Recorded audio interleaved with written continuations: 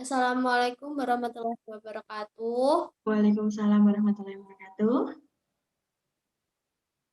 Sebelumnya, eh, perkenalan dulu ya Mbak. Ya, Saya Fitra Asmi Nurhayati dari Divisi Psikoterapi tahun 2020. ya. Nah, di sini saya memiliki beberapa pertanyaan untuk Mbak Umi. Gitu. Ya, Nah, sebelumnya Mbak Umi, gimana kabarnya? alhamdulillah baik. Kabarnya juga baik kan? Sekarang ke- Apa? sekarang kegiatannya apa? Eh, sekarang alhamdulillah ngajar di sekolah khusus. Lulus tahun berapa Mbak? Saya lulus tahun 2019. Angkatan 2015 lulusnya tahun 2019. Cepat ya Mbak ya. Langsung Alhamdulillah. saja ya Mbak. Ya. Pertanyaan pertama itu, tahun berapa Mbak Umi gabung di Pegiat Lab PKI? Hmm, Kalau tidak salah, saya sambil sambil mengingat-ingat ya. Eh, Ya, Kalau tidak salah itu dulu gabung di Pegiat Lab ya antara tahun 2017 atau 2018 itu masuk di Pegiat Lab. Seperti itu. terus yang kedua, tahun berapa sih Mbak Pegiat Lab itu berdiri?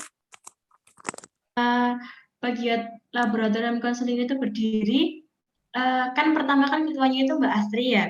Itu Ya, kalau tidak salah itu 2015 kan, kalau tidak salah ya ini karena saya juga agak lupa. Jadi lab itu sepertinya berdiri itu uh, tahun angkatannya Mbak Astri itu baru ada lab. Mungkin tahun sebelumnya itu sudah ada apa namanya rencana, tapi kan baru sebatas dosen, masa belum ada pengurusan mahasiswa. Nah itu ketua pertamanya itu kan Mbak Astri. Nah di angkatannya Mbak Astri itu lab berdiri seperti itu.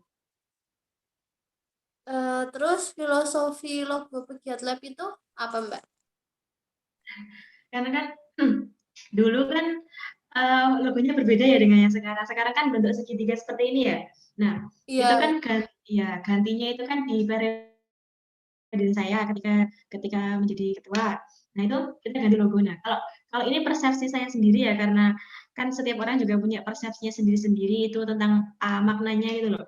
Nah kalau persepsi saya itu kan uh, seperti segitiga. Segitiga itu kan ada kaki-kaki, kemudian ada bagian bawahnya itu. Nah, bagian bawahnya itu saya ibaratkan sebagai pondasinya. Nah, apa sih artinya? Nah, kita kan anak kegiatan anak lab ya. Nah, kita itu juga harus mempunyai pondasi-pondasi. Itu artinya kita mempunyai ilmu gitu loh.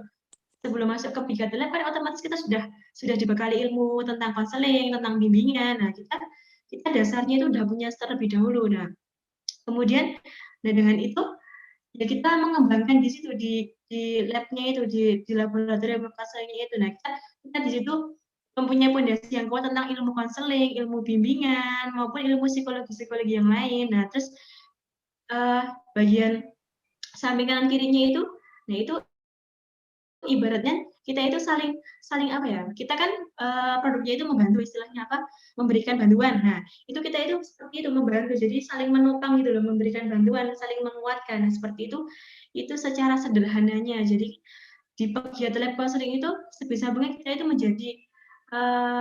menjadi orang, menjadi sukarelawan lah istilahnya, kan kita bukan UKM ya, jadi kita itu memberikan bantuan dengan sukarela. Nah seperti itu, dengan ilmu yang kita punya kita itu membantu orang yang sedang mempunyai masalah mungkin, atau sedang membutuhkan membutuhkan konseling, atau membutuhkan pengen dihipno, atau membutuhkan teman sharing, atau membutuhkan semangat. Seperti itu kalau menurut saya. Kemudian kenapa warnanya biru?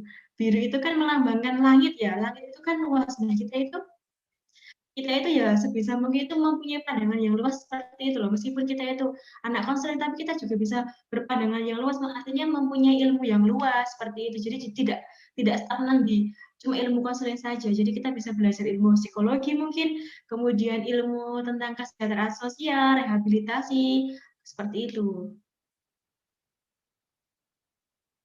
terus pertanyaan selanjutnya itu, pesan dan kesan Mbak Umi selama mengikuti Pegiat Lab itu apa Mbak? Eh, kesan-kesan gimana ya? Kalau di utara kan juga banyak gitu loh. Maksudnya kan kita tuh sebagai anak lab kan otomatis kita agak ya kalau dibilang berbeda sedikit berbeda lah.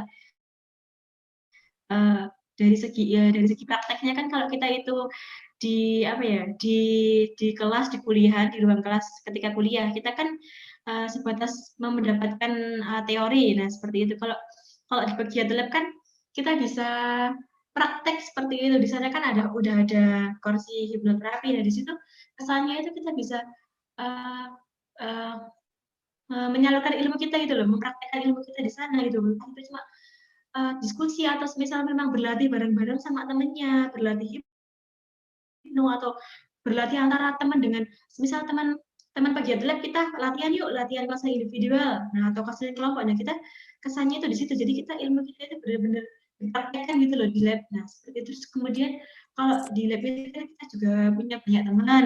Nah enaknya tuh di situ kita bisa sharing ilmu juga kan kalau di dalam ruangan lab. Nah dengan fasilitas-fasilitas yang ada dan kita bisa memanfaatkannya itu. Kita kan terus uh, enaknya itu juga dikenal dosen. Nah itu juga salah satu nilai positifnya.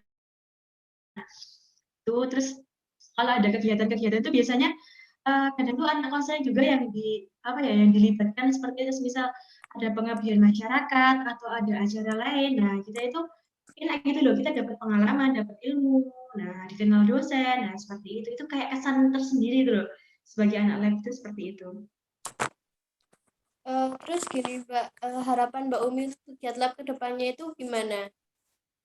Kalau harapannya harapan terbesar ya, harapannya itu ya bener ya, kan ini jangan ditiru ya. Kalau kalau kemarin-kemarin kan di periodenya mungkin Mbak Astri, Mas Rohmat, kemudian saya kan lab itu kan kurang kurang begitu aktif gitu loh.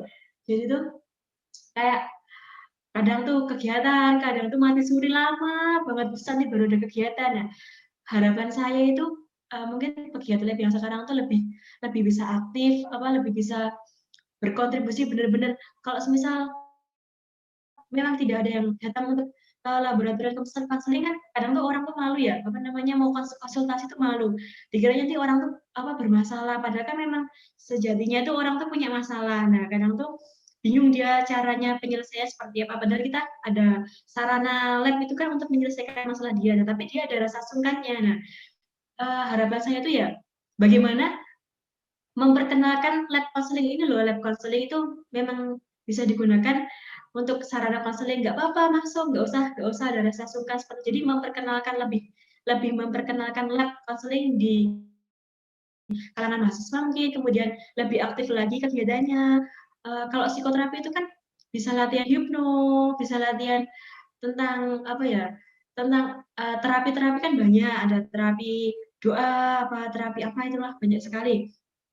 Terus itu bisa dimanfaatkan lagi lah ruangannya untuk media belajar lah, praktek seperti itu, bisa bisa mengundang dosen-dosen kan, bisa kan dimintai tolong seperti itu. Harapannya itu seperti itu. Jadi memang anak-anak lab itu ya memang mereka yang terpilih dan mereka yang akan benar-benar mendapatkan ilmu itu loh di laboratorium konseling itu seperti itu. Jadi harapannya lebih lebih lebih hidup lah, jangan mati suri lagi.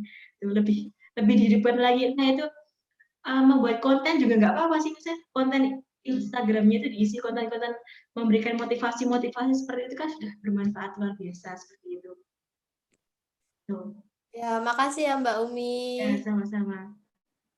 Terima kasih atas waktunya juga. Ya, Sehat-sehat ya Mbak. sama-sama. Ya, Semoga Pegiat Lab selalu itu memberikan yang terbaik. ya, amin. Kalau harapannya juga itu mereka yang sudah yang sudah terpilih kan ada seleksi itu ya, ada screeningnya Ya. seperti itu. Mereka yang sudah terpilih itu diharapkan tuh ya mempunyai rasa memiliki gitu loh. Oh iya, aku tuh anak lab, udah datanglah ke lab, belajar bersama seperti itu. Jangan jangan cuma udah rekrutmen masuk ke daftar anggota pegiat lab, udah nggak nggak jarang-jarang aktif gitu loh. Jarang ikut kegiatan. Jadi itu ada rasa memiliki gitu loh. Oh aku anak lab, ya udahlah ikut kegiatan. Kalau misal ada kegiatan, kalau misal ada rapat kumpul, ikut kumpul seperti itu. Jadi takutnya itu kalau semisal, sekalinya udah lama banget nggak ikut lab, dia mau ketika ada undangan, "Ayo kumpul," dia tuh ada rasa sungkan. Jadi, "Ah, aku kan nggak pernah ikut kumpul, jadi jarang ikut kumpul, jadi mau kumpul, sekalinya kumpul mau kumpul sama temennya itu jadi rasa sungkan. Kan aku jarang aktif, nanti gimana-gimana, belum kenal sama temennya," seperti itu. Jadi, sebisa mungkinlah mereka yang sudah masuk di Bukit Lab itu, ayolah aktif, lumayan loh kita itu dapat ilmu, bisa praktek, dapat banyak teman. Nah, itu kan pengalaman organisasi itu sangat penting seperti itu. Tuh. Ya, cukup ya Mbak ya. Ya, Terima iya, kasih. sama-sama.